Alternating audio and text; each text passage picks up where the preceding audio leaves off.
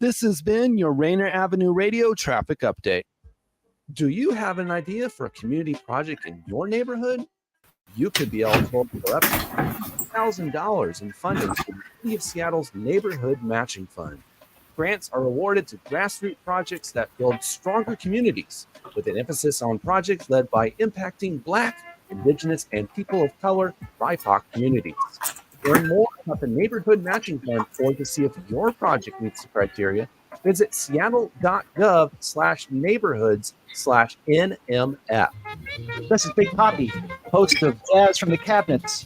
Join me each week for a listening tour of the first century of jazz, an eclectic mix of Dixieland, big band, cool jazz, bebop, contemporary jazz, world jazz, all and all forms. That's Jazz from the Cabinets with Big Poppy on Rainier Avenue Radio, streaming worldwide on RainierAvenueRadio.world. On Rainier Avenue Radio.world, look for the Change Your Food, Change Your Life show. I'm Dennis Weaver, your good food guide and host, helping you to feel good and look good, and who wouldn't want some of that? All that and more from the Change Your Food, Change Your Life show on Rainier Avenue Radio.world. Stories, songs, and guests. Begin living the organic good food life, and the rest of your life just may be the best of your life. Phones up, baby, to your help. Generational wealth. Generational wealth. Generational wealth. What is generational wealth? We asked our communities. This is what they had. When I think about generational wealth, I think about history. I think about the history of exploitation. What led us to today, some people live a certain socioeconomic way, and the majority does not get to live in that same way. Perhaps they don't want to live that way. I don't know. Generational wealth has some really strong positives and some really strong negatives. At its best, it's ways that communities can grow, find security for themselves, is a way to make sure that your children and their children and each generation thereafter has opportunities to find joy and growth and make a difference in the world. This campaign to create awareness to generational wealth is brought to you by the Department of Neighborhoods Generational Wealth Initiative, the Washington Housing Finance Commission, and Rainier Avenue Radio.world. This is Paul Pearson, host of Star Time. And when I'm not meeting Mrs. Jones in that cafe for a chat and nothing else, I'm listening to Rainier Avenue Radio.world.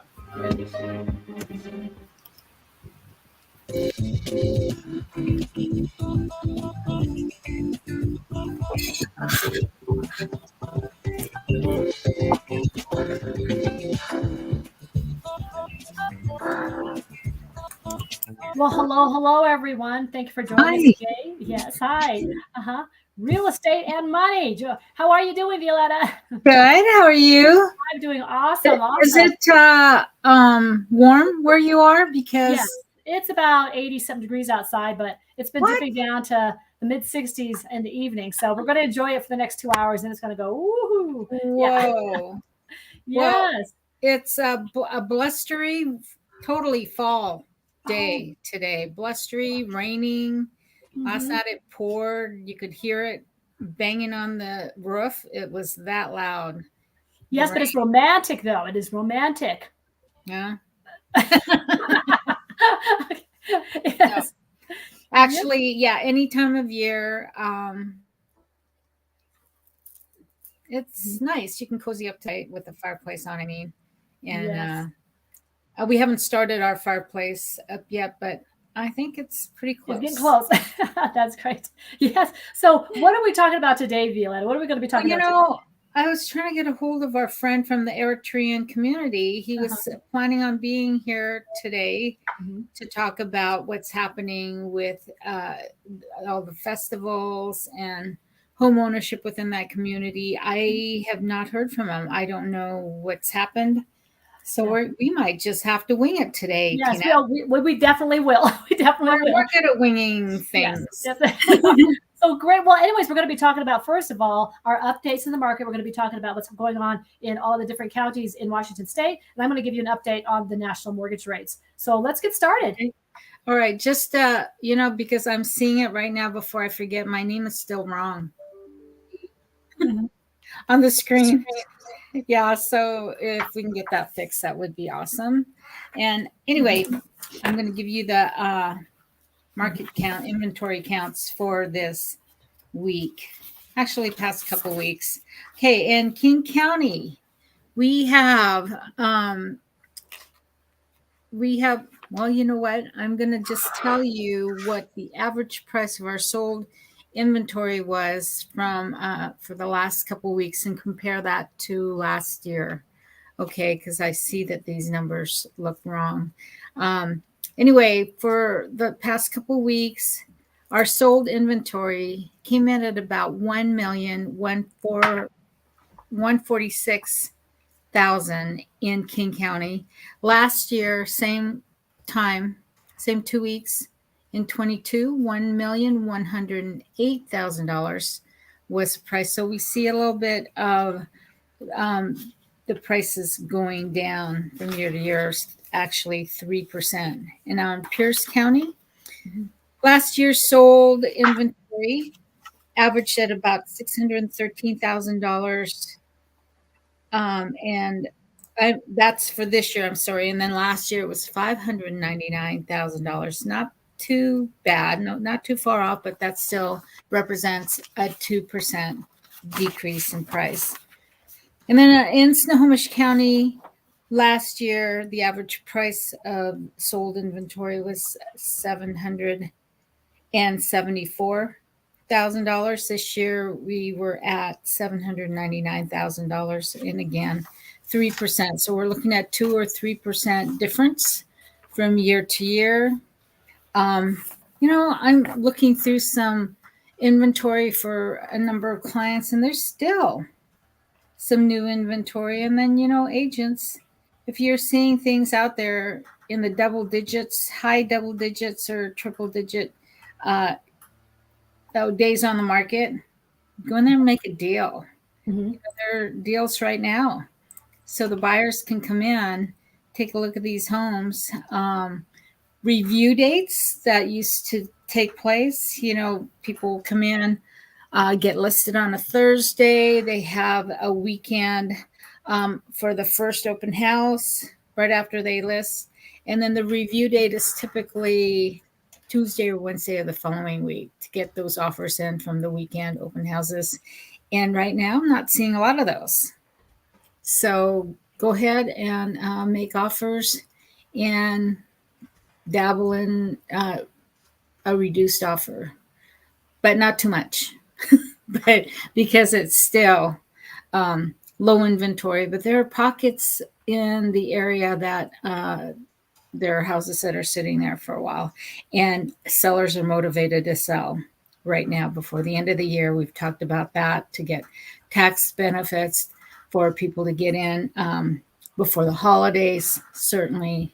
And there's inventory right now and new inventory. I was seeing that as well. So it's kind of a fun market right now. I know it's iffy for a lot of people, but in my case, I have people and I have homes to show them and buy for them. Okay. So that's what's happening here in the Seattle area. Tina? Great. Well, let's talk a little bit about these mortgage rates. It's not getting any prettier. So let's go ahead and get right into it. As you can see here, the current mortgage rates are going kind of berserk. If you look at that scale right there, you'll see that the scale has kind of tipped here. You'll see that the rates started in July of 2022. The rates were, right around, what is that at? Where's the 15 rate? It was right around 5%. That was 2022. If you skip all the way up to right now, today, as of yesterday, the average 30-year mortgage is at 7.64.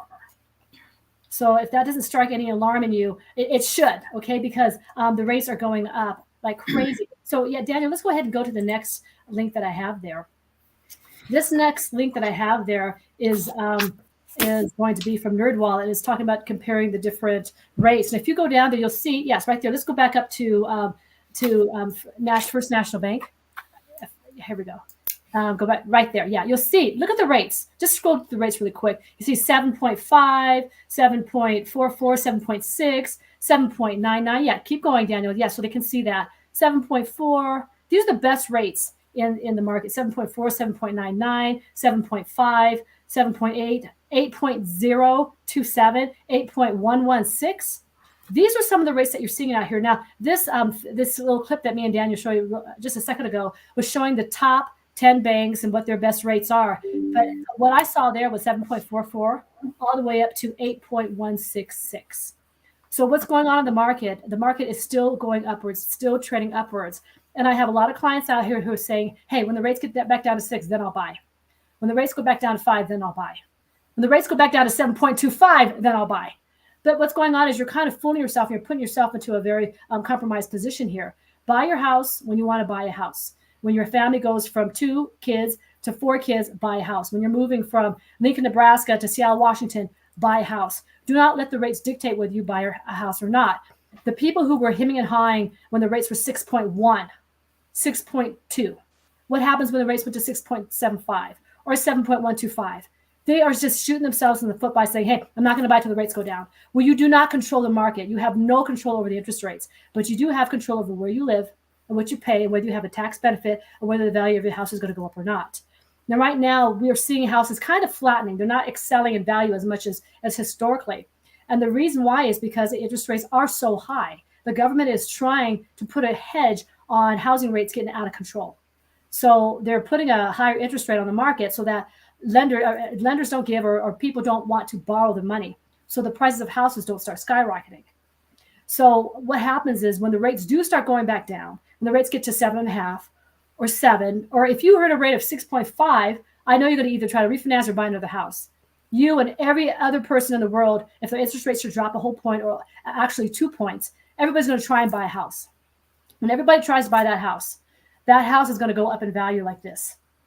Okay, so you're going to end up paying for the same house a lower rate, but here in 2023, the rate was 8.5, the value of the house was here. Okay, and now the value of the house is over here in 2025, and the interest rate is a little lower, but guess what? You're paying more for the house. So as everything has indicated from the charts I showed you today, it's indicating that the housing market is still growing strong and it's still going up. So if you're trying to buy a house, don't play with these interest rates. Just buy your house, find out what you qualify for, and just buy it. And don't sit there on your thumbs. Don't sit there with your arms crossed saying, I'm going to wait till the rates go down, because you don't control the rates, and the government is hoping that you don't buy a house. Okay, that's why the rates are high. So I'll get on my high horse now, and let's get on with the rest of the program. Thank you, Daniel. Yeah, again, stop waiting for these rates to change, because who knows if they are or not. You can never predict what's going to happen in the market, and those interest rates. Just do it now, because again, if you're renting, shame on you, because you're paying for someone else's mortgage. Yeah. And then if you are waiting, you're losing out on building equity on your home. Absolutely, absolutely. And so, there's a lot of condos in Pierce County and in Seattle, and these condos are going like hotcakes. You think houses are hard to buy. Condos are going like hotcakes. Oh, yeah. People are saying, okay, I'm not gonna buy the $900,000 home at 8%, but I'll buy that $400,000 condo or the $500,000 condo. But all the condos are gone. There are more houses than there are condos. Yeah. So you guys just realize. Yeah, call me, because there are $400,000 to $500,000 condos, townhouses that are out there, and let's get in and see them quick, because they get snapped up. That's a good price point. Mm-hmm. But for entry level, for you first-time home buyers, or downsizing a little bit, those are good types of residential homes. They're great. And I think condos, they appreciate also, and it's a very good stepping stone. And if you buy a condo and then you buy another house, your condo can act as a rental property or what have you. So it's a very good investment. Just make sure if you are going FHA, that the condo association is FHA approved. But we can help you with both, okay? We can help you with both. Yes. And the thing with the condos too, don't have yard work. You don't have outdoor maintenance. They have the HOA taking care of all that. Big plus. How cool is that? Yes. Stay warm. Yes. So we're kind of going to bounce around really quick. And so we're going to be talking about emergency preparedness. Now that it is the fall season, there are a lot of things to consider as far as emergencies. So if you open up the TikTok or social media, Facebook, Instagram, you'll see that there are hurricanes around the world. There are storms going on. There's flooding that's going on. There's heat waves going on. There's wildfires going on. And so even though we think that we're in a little bubble and that maybe this stuff isn't going to happen to us, maybe something might happen. A thunderstorm. We had a horrible hailstorm. We had what was it called? We had a cyclone that was a snowstorm. It was like a tornado of snow that came through Colorado. I forgot what it's called again, but I mean, anywhere that you are, with global warming, what we're seeing is no matter what state you are in, no matter what the weather is normally there, weather charts have been going off the hook right now. As far as the heat is a lot hotter. It's a lot hotter. It's a lot cooler in different areas, and so that's why all the flooding, the tornadoes, the hurricanes, all the storms that are that have never happened before, they're now happening. So we want to talk to you a little bit about some of the things that you can do as preparedness. So really quick, Violeta. Okay, I'm halfway with my emergency kit here. With COVID and everything, I had an emergency kit. Do you have an emergency kit at your house? Yep. You do? Okay. Of course. Yeah. Water is important. Jugs and jugs of water. And then flashlights, batteries, and actually a battery-powered radio. Just in case the power goes out, you can listen to what's happening on the news. And if there's anything happening in your community and, you need to get out, then you'll know, because at some point your cell phone's not going to be working. Exactly. So she's got it. This is just all this. But what we're going to do right now, let's go ahead and talk. I've got a link here. I want to talk about some of this really quick. Yeah. This is a preparedness link, and it is prepared by the United States government. Okay. So let's get into some of the first things. The first things: basic disaster supplies kit. That includes water, just like V said, food, at least several days supply of non-perishable food. Your Spams, your canned beans, so on and so forth. Battery-powered or hand-cranked radio, just like Violeta was saying. National weather radio with a tone alert, a flashlight. Now, a lot of us use this as our flashlight, but it really isn't. It's just, it's so much power, but have yourself a ready flashlight that handles either big lighting or small lighting. You should have a first aid kit, and that would be with all of the Band-Aids and the ointments and everything else in there. Extra batteries, a whistle. So this is the way to signal for help. So a lot of times when people are in tornadoes or hurricanes and there's just a lot of rubbish and they're caught underneath the house, a whistle is something people don't think about, but that's how you alert people, rescuers, to where you are. A dust mask. So this also will help with the contaminated air or so on and so forth. So a dust mask, plastic sheeting and duct tape to shelter in place. So if you're in a situation where your house is wiped up, you have no shelter, to have some plastic sheeting or some type of duct tape, it will really help you to give just temporary shelter. Moist towelettes, garbage bags, and plastic ties. This is for personal sanitation. Wrench or pliers to turn off utilities. So, let's say that you need to turn your electricity off, so the water off or what have you. A lot of times your water will burst, and you don't want to call the plumber or the fire department, but have an ample supply of tools so that you can yourself turn off where your water hook. Mine was out in the front yard in Seattle. So find out where your water supply is and how you turn it on and off by yourself. A manual can opener, of course, for food. Local maps. So, we're all used to Google. We're used to, Waze, and we find our way around. It's really nice for you to have local maps in case you need to get anywhere. You actually would know how to get there with a local map. Yeah. Cell phone and charges with a backup battery. So a lot of times, like I said, our cell phone is really good, but you can buy the emergency backup batteries in case there is no electricity where you're at. How are you going to call people? So you can't really plug in, AAA batteries, but if you have battery chargers that are for your cell phone only, that's something you really want to have around. And if we go down here, it says additional emergency supplies.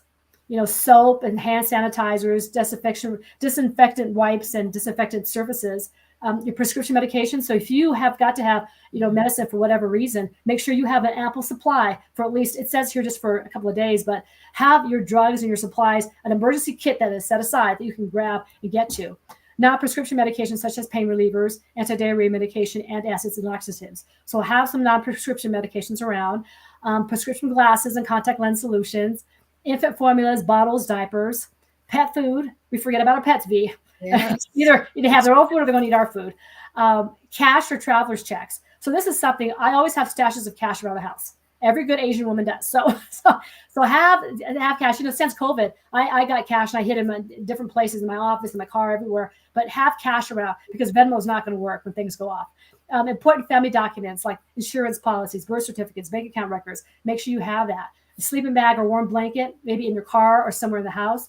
Complete change of clothing, fire extinguisher, matches, vitamin supplies, mess kits, paper cuts, paper and pencil, books, games, magazines, activities for children. I don't know about that, but anyways, you want to have something for the kids. Maintaining your kit, make sure that you keep your canned food in a cool, dry place. So I remember during COVID, me and my daughter got our gloves on and our masks and our Lysol. We went to Walmart and we took everything we could buy and load in, and we have them all in our basement and in our cabinets and everywhere in our pantry. But it's also good to have always a supply of food. Make sure it's in a cool, dry place. Boxed foods and tightly closed or plastic or metal containers. Replace expired items as needed, and just rethink about your needs every year. So I've had people do things like they have water distillers or water supplies where you can take water. You can take a container, go into the lake, what have you, and sanitize it so you can drink it. So I live by a creek. So that would be my major water supply. I would go out there with something. I'd learn I'd get something that would sanitize the water and purify the water. Mm-hmm. So have something like that around. It may not be so prevalent in Washington State, but in places like Colorado where we don't have oceans or blah, blah, blah, it's very important that you do have a water supply. And if it gets crazy, your Fred Meyer's or, your Safeway may run out of drinking water. What if the water cannot turn on in your house? Where are you going to drink that water from? Now, a lot of people say fill up your bathtub with water. Well, that's great and dandy, but you really don't have time to run home and fill up your bathtub with water. But find a way where you can make purified water if and when an emergency should strike. But let me see here. It says here, a car, in case you are stranded, make sure you have emergency kits in your car. I don't know what would happen, but I have bikes. I have all types of things. If my car didn't work or I couldn't drive my car, we have our bikes. We have to walk around, what have you.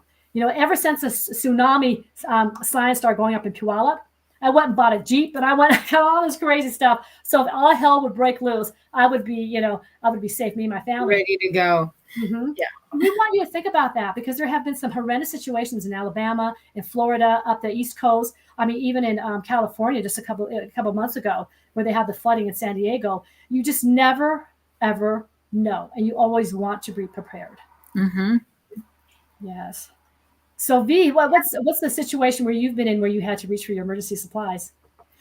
Well, gosh, I'd say, I don't know. I forget the year when there was an earthquake that happened in the area. And I swear there was someone behind me moving my chair around as a joke. Uh-huh. I was in a high-rise building in Bellevue and didn't know what was going on. And, it was scary because I have kids in school and I don't know what's happening with them, so just the communication was off because everything kind of shut down for a little bit. Right. And, always have, moms always have like snack bars or something in the car, granola bars for the kids or little things of milk, and non-dairy milk and juice and fruit. Always have some kind of food in the car because the kids were also in sports. So you're always ready, right? And then I have a blanket in the car just in case you get stranded, right? Someplace where you don't know if you're going to get out right away. But luckily, for me, we never have experienced anything major here. Yeah. Thank God. I know when I lived in Guam, we had to suffer through a 2-week major typhoon that kind of wiped out everything. But we were on the Air Force Base, so they kind of had us locked down and supplies and everything were ordered. But I remember in Seattle, when we lived in Boulevard Park up in Burien, there was flooding one year, and we had a foot of flood throughout our whole house. Wow. It was quite frightening, and we lived through that. But I mean, here in Colorado, whenever there's a major storm, you don't know when you're going to get supplies.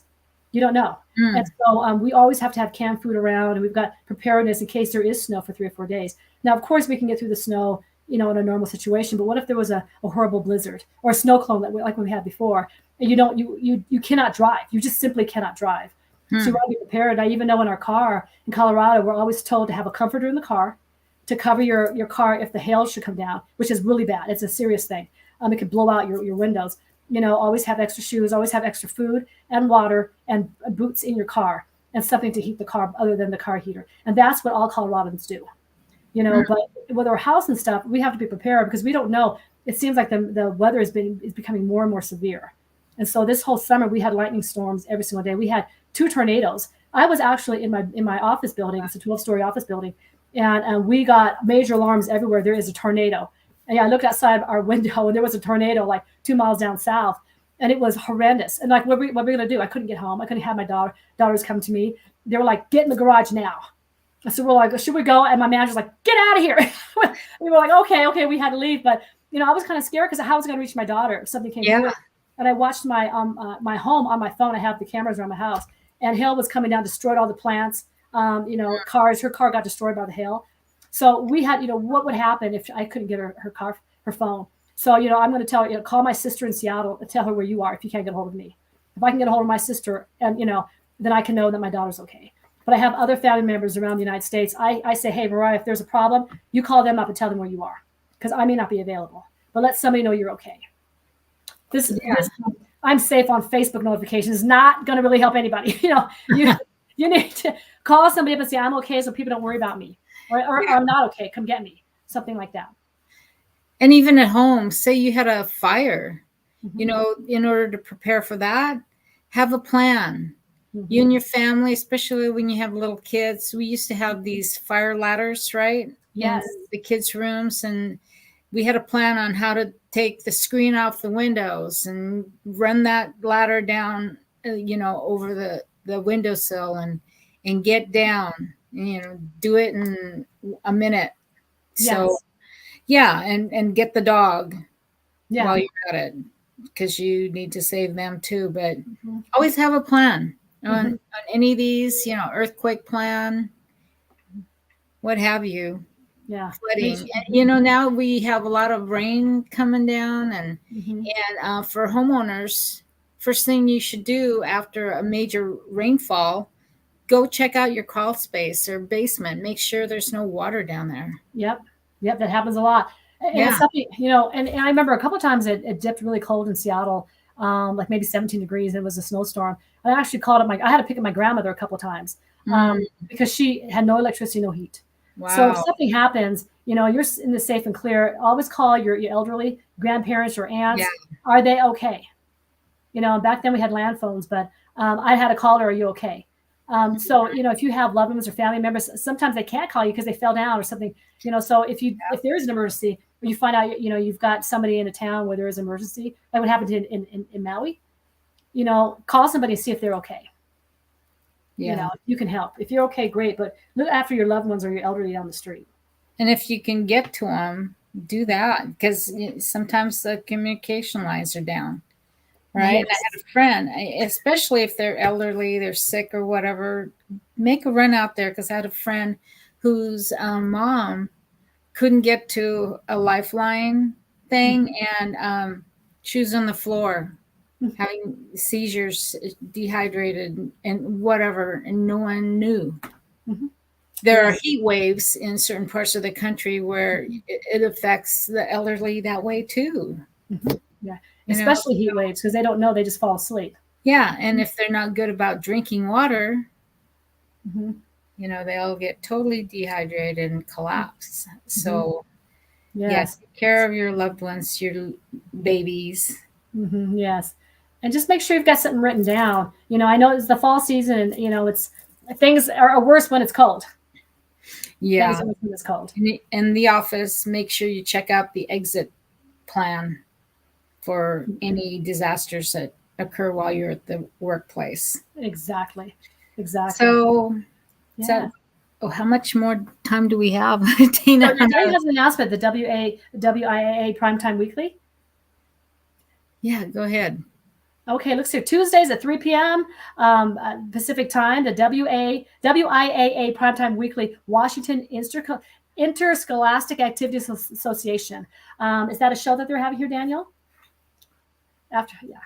And then Friday nights, I know there's always a doubleheader football season right now. And there's all kinds of high school football happening in the area. So tune in. Look at that. Oh, Eastside Catholic. And O'Day. Oh, that's a big one. That's huge. Yes. Wow. That's great. So goodness. Tune in to our broadcast of Friday Night Football on Rainier Avenue Radio.world. Yes, and thank you for joining us. We hope to see you again next week. And that's in Washington State at 2:30 and here in Colorado at 3:30 p.m. And next week, we're going to talk about Hispanic Heritage Month. Yes, Have two special guests, and we'll see you then. Have a good week. See you Tuesday at 2:30. I'm Violeta Strash, Coldwell Banker, Danforth. And I'm Tina Lombard with Bank of England. Until next time. Bye-bye.